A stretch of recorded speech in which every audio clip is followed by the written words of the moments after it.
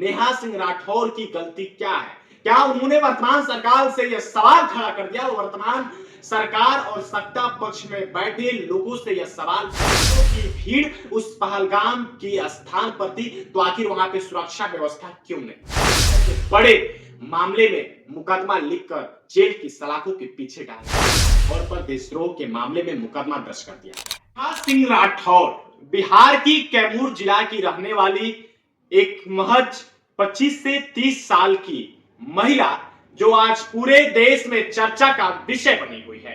कारण क्या है? क्योंकि नेहा सिंह राठौर हमेशा वर्तमान सरकारों पर कटाक्ष करके एक गीत लिखती हैं और उसको गाती हैं। इसके पूर्व भी आपने सुना होगा कि यूपी में काबा करके योगी सरकार को ट्रोल किया था, फिर उसके बाद इनके बिहार में काबा करके बिहार सरकार को ट्रोल करती हैं, और ऐसे ही तमाम उनके काबा का लोकगीत पूरे देश में प्रचार और लोकगीत इतना व्याख्यान होता है कि उसके बाद पूरे देश में रातों रात ही काबा चर्चा का विषय बन जाता है। उसके बाद से कई सारे बड़े बड़े नेताओं ने यूपी में काबा और भी तमाम प्रदेशों में काबा का जवाब, जैसे रवि किशन ने भी दिया था कि यूपी में ईबा, ऐसे तमाम सारे गीतों का जवाब नेहा सिंह राठौर को भी दिया था।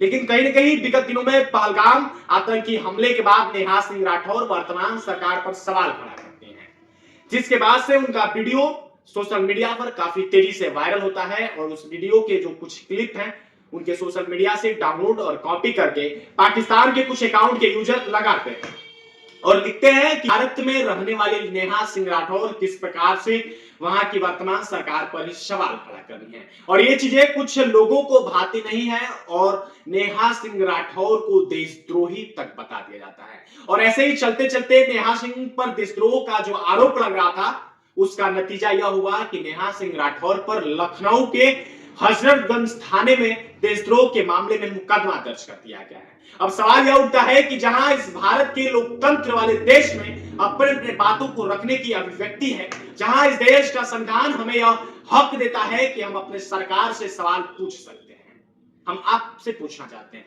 नेहा सिंह राठौर की गलती क्या है? क्या उन्होंने वर्तमान सरकार से यह सवाल खड़ा कर दिया, वर्तमान सरकार और सत्ता पक्ष में बैठे लोगों से यह सवाल पूछा कि आखिर पहलगाम आतंकी हमले में वो आतंकवादी कहां से आए? आखिर क्या पहलगाम आतंकी हमला हो रहा था उस समय लगभग सैकड़ों की भीड़ उस पहलगाम की स्थान पर थी, तो आखिर वहां पे सुरक्षा व्यवस्था क्यों नहीं थी?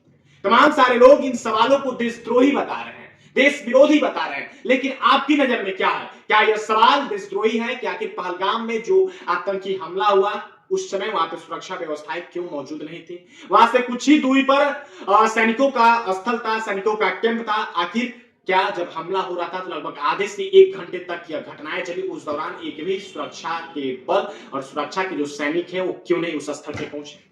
तमाम सारे ऐसे ही सवालों और आरोपों को लेते हुए नेहा सिंह राठौर वर्तमान सरकार को घेरे में ले रही थी और इस समय वर्तमान सरकार को शायद यह सवाल और यह गीत और यह कविताएं उसको भाई नहीं, जिसके बाद नेहा सिंह राठौर पर देशद्रोह के मामले में मुकदमा दर्ज कर दिया गया है। और बहुत सारे लोग, कुछ लोग नेहा सिंह राठौर का समर्थन में वीडियो बना रहे हैं, तो कई सारे लोग नेहा सिंह राठौर को देशद्रोही बता रहे हैं।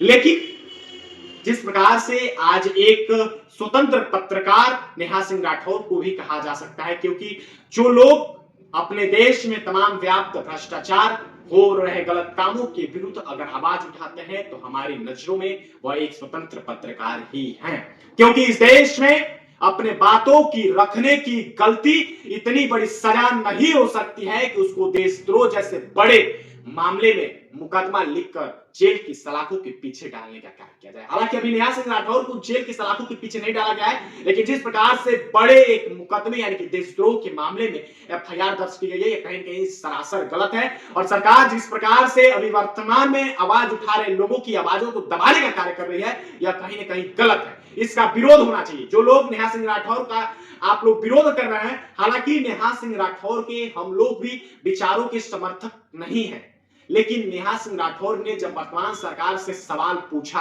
कि हाँ पहलगाम में आखिर वो शस्त्र, इतने बड़े बड़े हथियार AK-47 जैसे हथियार जब भारत की सीमा में पाकिस्तान से घुस गए, तो क्या उस समय सुरक्षा व्यवस्था इंटेलिजेंस की जो टीमें हैं वो क्या कर रही थी? क्या इंटेलिजेंस की टीम को इतनी तरी भनक तक नहीं लगी कि सुरक्षा व्यवस्था को फेरते हुए आतंकवादी इस देश की सरहद में घुस गए हैं?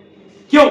आखिर में इंटेलिजेंस ब्यूरो क्यों बनाई गई है? देश की सुरक्षा व्यवस्था क्यों बनाए गए हैं? और इन सबको पक्का मजबूत करने के बजाय, पाकिस्तान से आए हुए उन आतंकियों को सजा देने के बजाय, उन आतंकियों को ढूंढ ढूंढ के मारने के बजाय, भूखा नंगा भिखमंगा देश पाकिस्तान को उसके किए हुए करतूतों की सजा देने के बजाय एक लोक गायिका और आवाज उठाने वाली महिला के विरुद्ध देशद्रोह का मामला करना कितना जायज है? आप सभी इन सवालों का जवाब जरूर दीजिएगा। क्या नेहा सिंह राठौर के ऊपर जो देशद्रोह का मामला दर्ज हुआ है, क्या वो सही है? बाकी नेहा सिंह राठौर को लेकर आप क्या सोचते हैं, कमेंट बॉक्स में जरूर दीजिएगा। जय हिंद।